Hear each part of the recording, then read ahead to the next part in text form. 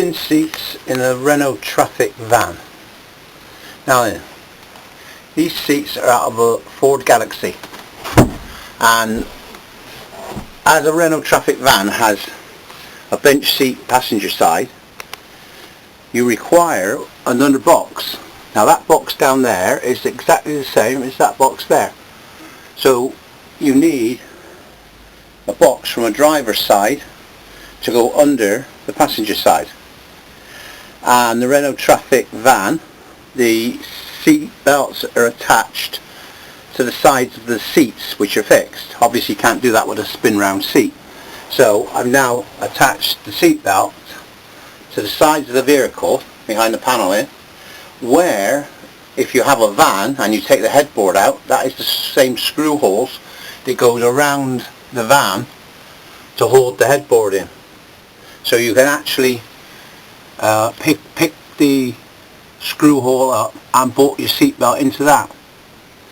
The seats are out of a Ford Galaxy, and the pre-tensioners that's on them, I'll show you that now. The pre-tensioners are from the original,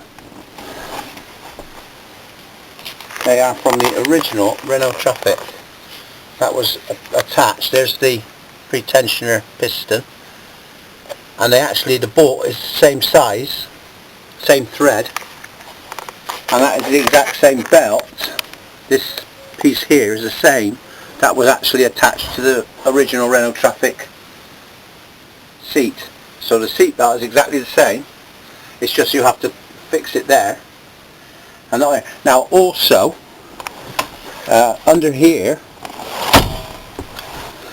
when you buy these out of a Ford Galaxy, they only spin outwards for getting out of the car, they don't spin inwards.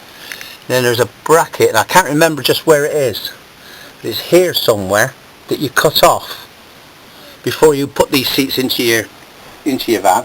You cut that metal bracket off, which allows the seat to spin round. Now on this one, now under the seat, the original pre-tensioner electrics are still in situ, and what I've done, I've stored, you can't really see this, but I've stored the third one up there.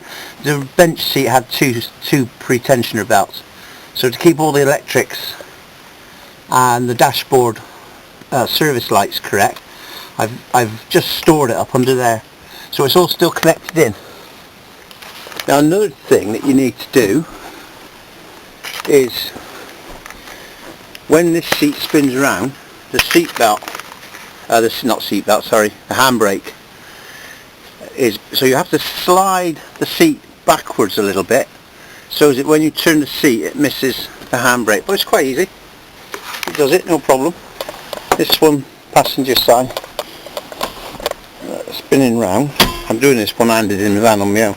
On the back you've got the picnic tables from and the glove box from the Ford Galaxy. It's a handy little thing if you're sitting in the back of the van, but you don't really use them because you tend to turn the seats round when you're sat in them. Right, the passenger seat has just the one lever, that's this one to spin it, and the driver's has two. That lever here is for the up and down, this one goes up and down, and the lever on the other side is for spinning. And say these are out of a Ford Galaxy gear because they're a bit pusher. I paid 160 for these on eBay, and I had to go and get them myself, obviously, because the carriage costs a lot of money otherwise. And the seat spins, as I say. That's how it is in the Galaxy. It spins just to come out of the vehicle.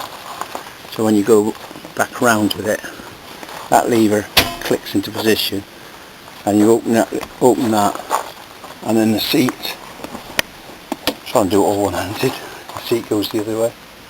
You've got your up and downs for your back, so you can have both seats in the front sort of facing each other, or you can have them obviously both facing into the back of the van. I did the first ones into a camper van that I built. This is the second one. I didn't get on with too much with the camper van, there's too much stuff in it. So this van's just going to be like a day van. So I don't actually do camping, I just wanted the facilities of a cooker and sink and stuff just for a day out. So I'm just making another van now. But I thought I'd just mention these seats.